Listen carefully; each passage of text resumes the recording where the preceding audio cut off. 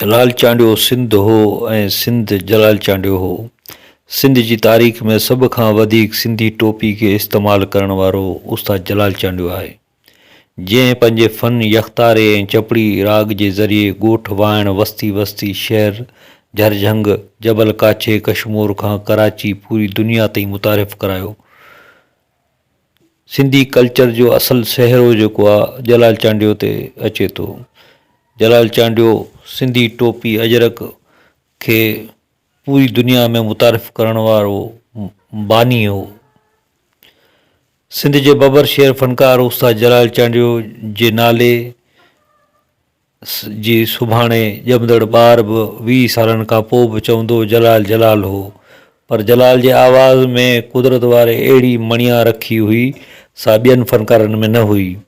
ॿियनि फ़नकारनि जे आवाज़ में ॾुख ऐं महबूब जी लापरवाही सबबि आशिक़नि खे ग़मगीन कयो पियो वियो, पर जलाल चांडियो जी आवाज़ में आशिक़ केतिरो बि जुदाई जो झुरियल ऐं महबूब जे नख़रनि जो मारियल हुजे, पर आशिक़ जो कंध मथे थियो वञे ऐं महबूबनि जा नख़रा मिटी में मिलियो वञनि। जलाल चांडियो सिंध जो उहो वाहिद फ़नकार थी गुज़रियो आहे जेको अॼु बि किरोड़नि दिलनि ते राज कंदो आहे। मौत अटल हक़ीक़त आहे, पर जलाल उन्हनि फ़नकारनि मां आहे जेको दिलनि में ज़िंदा आहे। संदसि किरदारु ता क़यामत ज़िंदा रहंदो। जलाल चांडियो कंहिं कलाम में चयो त ही उहो दौरु पियो हले, केरु कंहिंखे मजबूर ॾिसंदो पोइ उन्ही खे धिका बि ॾींदो, थेला बि ॾींदो। वरी ॿिए कलाम में चयो अथसि, बुनियाद बिना दीवार नाहे बीहंदी, बेबुनियादी माण्हू सां यारी बि चङी नाहे।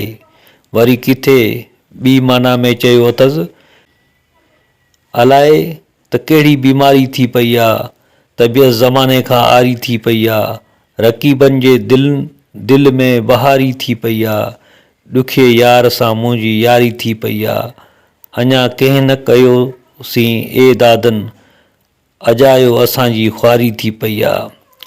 वाक़ई में जलाल जलाल हो जेको थी गुज़री वियो, वरी को जलाल न थींदो। वक़्त जे हिसाब सां हुनजो वक़्तु हो जेको अॼोके ॾींहं ताईं जलाल हर हंधि गूंजे पियो। जलाल सवाइ ट्रैक्टर अधूरो आहे, उहो धनार न आहे जंहिं वटि जलाल न आहे।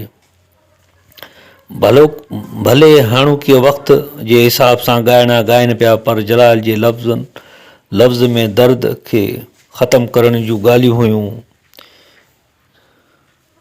जलाल जलाल हो। किथे कंहिं चयो आहे त वक़्त वारनि जा वारा सहबा, लेकिन दोस्तनि जो सुलूक मारे थो। जलाल हमेशह पंहिंजो दर्द दुनिया खे ॿुधायो जेको अॼु बि हर ट्रैक्टर में गूंजे थो ऐं असांजी दिलनि में आबाद आहे।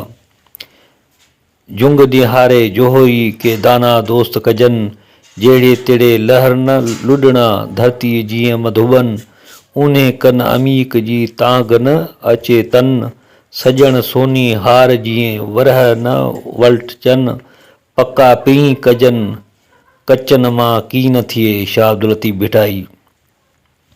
दोस्ती जो हमेशह हथ सोची सम्झी वधाइणु घुरिजे। जलाल चांडियो चवे थो, वफ़ादार आहे यार सोन में को हिकिड़ो, कंदो आहे सचो प्यार सोन में को हिकिड़ो, बाक़ी गॾु खाए कन पुरफुट ख़्वारी, जांचे ॾिठमि जग में यारनि जी यारी।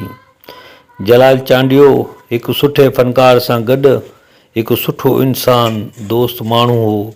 जीअं माण्हू हुन सां मोहबत कंदा हुआ, हीअ बि ईअं माण्हू ऐं जानवरनि सां प्यारु कंदो हो। ख़ुदा जे ॾिनल गंज मां मजबूर इंसाननि जो दिलि खोले मदद कंदो हो। आयल महिमान कॾहिं ख़ाली पेट न वियो, कुझु न कुझु खाराए पोइ ई रवानो कंदो हो। पाण आशिक़ रसूल हो ऐं आले रसूल जी औलाद सां प्यारु कंदड़ हो। पाण केतिरा ई गीत महबूब साईं जी शान में ॻायाऊं। करबला जे शहीदनि हज़रत अली जी शान जूं तारीफ़ूं बि रिकॉर्ड ते मौजूदु आहिनि। सखी अल्लाह जो दोस्त हूंदो आहे, इहा ॻाल्हि जेका असदुल्ला खोड़े बि चई। मौलाना असदुल्ला खोड़े बि जलाल जी वाखाण कई ऐं चयो त जलाल खे हर भाऊ घटि वधि न चयो, ॻाइणु हुनजो फ़न हो। यख्तारे चपड़ी जो बेताज बादशाह उस्ताद जलाल चांद हो। उस्ताद जलाल चांद वॾे पाए जो फ़नकार हो, वॾो अज़ीम इंसान हो, जेको अॼु बि असांजी दिलनि में ज़िंदा आहे, जेको अॼु ताईं झर झंग में, काछे में, पूरी सिंध में, पूरी दुनिया में गुंजी रहियो आहे, वॼी रहियो आहे, माण्हुनि जी दिलनि ते राज करे रहियो आहे ऐं हमेशह राज कंदो रहंदो।